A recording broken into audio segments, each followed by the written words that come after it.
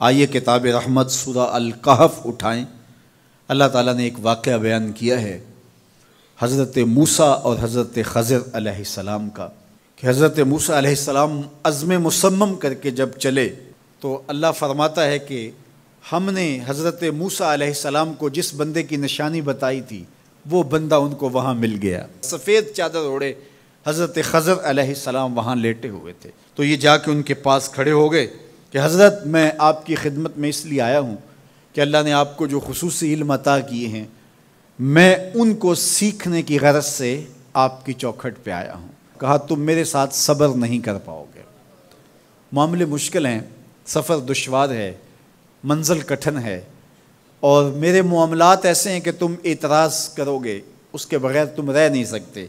حضرت موسیٰ علیہ السلام نے کہا اگر اللہ نے چاہا تو آپ دیکھیں گے میں صبر کروں گا اور آپ کے کسی حکم کی کسی کام کی میں نافرمانی نہیں کروں گا، کسی کام کا انکار نہیں کروں گا۔ کہا کہ اچھا شرط یہ ہے کہ جو میں کروں اس پر تم اعتراض نہیں کرو گے، سوال نہیں کرو گے یہاں تک کہ میں خود ہی نہ بتاؤں۔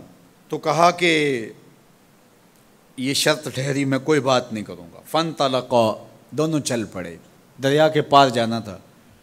جو کشتی کا مالک تھا، کشتی بان تھا، وہ حضرت خضر علیہ السلام کو جانتا تھا تو اس نے کرایہ بھی نہیں لیا، لیکن جب کشتی پر سوار ہوئے تو عصا مار کے حضرت خضر علیہ السلام نے کشتی کا ایک پھٹا توڑ دیا۔ تو بے ساختہ حضرت موسیٰ علیہ السلام نے کہا آپ نے پھٹا توڑ دیا، یہ سارے ڈوب جائے؟ کہا میں نے کہا تھا نا تم میرے کاموں پہ صبر نہیں کر پاؤ گے۔ تو حضرت موسیٰ کو یاد آیا، کہا میں بھول گیا تھا، اس پر مواخذہ نہ کیجیے۔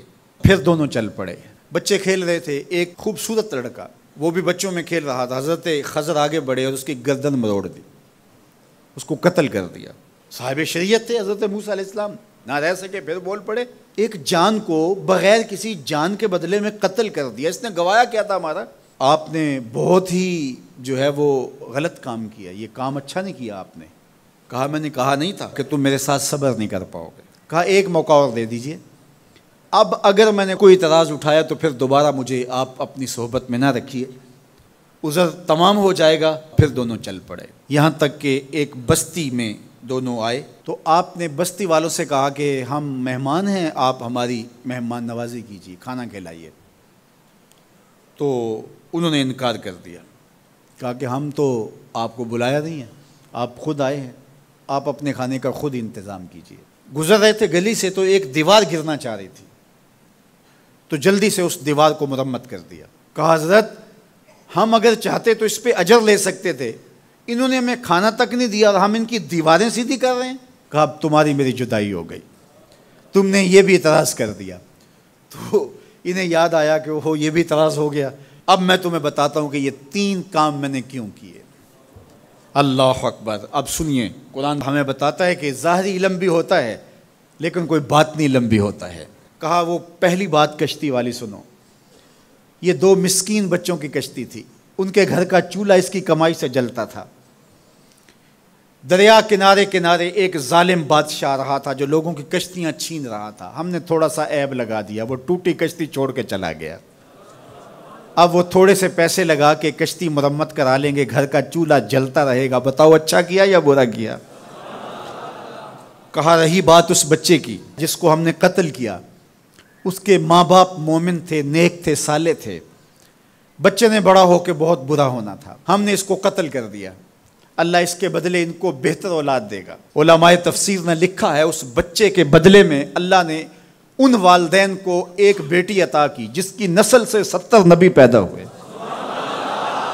دیوار کی کہانی بھی سن لیجئے، یہ شہر کے 2 یتیم بچوں کی دیوار تھی اور اس کے نیچے ان کا خزانہ تھا اور ان کا باپ بڑا نیک تھا۔ خزانہ دیوار کے نیچے ہے، دیوار گرنا چاہ رہی ہے، کسی معمولی دھکے سے گر جاتی۔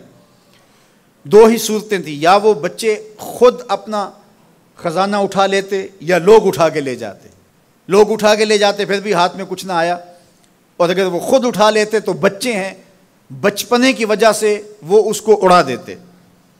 تو ہم نے اس کے اوپر دیوار کھڑی کر دی، جب تک وہ اس قابل نہیں ہو جاتے کہ یہ خزانہ نکال کے اس کو صحیح مصرف پہ لگا سکیں، اتنی دیر تک دیوار گرے گی نہیں۔ اللہ اکبر۔ وہ کسی وجہ سے دیوار قائم رہے گی، اور جب وہ اس عمر کو پہنچ جائیں گے جس عمر میں وہ اس خزانے کو سنبھال سکیں گے تو پھر دیوار خود بخود گر جائے گی اور یہ خزانہ نکال کر کے اپنے کام پہ لے آئیں گے۔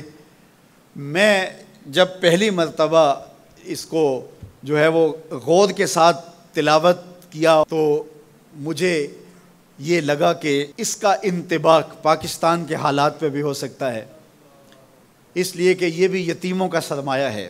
کتنے یتیم روتے بلکتے رہ گئے اور ان کے سر سے جو ہے وہ سائے اٹھ گئے اس وطن کے لیے، لیکن میرے مالک نے اس ملک کے خزانوں پر گہرے پہاڑ اور بڑی بڑی دیواریں کھڑی کر دی ہیں۔ جب تک یہ قوم بلوغت تک نہیں پہنچے گی اتنی دیر تک وہ خزانے ظاہر نہیں ہوں گے، اور جب یہ قوم اپنی بلوغت تک پہنچے گی، شعوری بلوغت، فکری بلوغت، علمی بلوغت، اور رب سے جو وعدہ کیا تھا پاکستان کا مطلب کیا، لا الہ الا اللہ، جب اس بلوغت تک یہ پہنچ جائے گی، اس وعدے کی تکمیل ہوگی، پھر رب دیوار ہٹا دے گا اور پاکستان کو اللہ اتنے خزانے دے گا اور پاکستان ایسا مالا مال ہوگا دنیا دیکھنے آئے گی انشاءاللہ۔ اس لیے رب نے دیواریں بنا کے رکھی۔ تمہارا باپ معین الدین چشتی بڑا نیک تھا، تمہارا باپ داتا گنج بخش علی حجویری بڑا نیک تھا، تمہارا باپ حضرت مجدد الف ثانی بڑا نیک تھا، ان کی وجہ سے میں دیواریں کھڑی کر رہا ہوں اور مضبوط حصار لگا رہا ہوں تمہارے خزانوں پر، اور وہ وقت آئے گا جب تم بلوغت کی عمر کو پہنچو گے دیواریں ہٹ جائے گی اور تمہارا وطن زمانے پہ مہکتے پھول کی طرح اور چمکتے ستاروں کی طرح اور روشن آفتاب کی طرح چمکتا اور مہکتا دکھائی دے گا، اور زمانہ پاکستان دیکھنے آئے گا، پاکستان دنیا کی قیادت کرے گا انشاءاللہ۔ تو کہا یہ تعویل ہے ان باتوں کی جو باتیں میرے رب نے مجھے بتائی اور یہ میں نے اپنی مرضی سے نہیں کہیں، اور جو میں نے کیا اپنی مرضی سے نہیں کیا۔ تو یہ باطنی باتیں ہیں، شاید یہ باطنی باتوں کے جوش میں یہ بات بھی میں کر گیا۔ وہ کیا کسی نے کہا تھا کہ بھری محفل میں ایک راز کی بات کہہ دی، بڑا بے ادب ہوں سزا چاہتا ہوں۔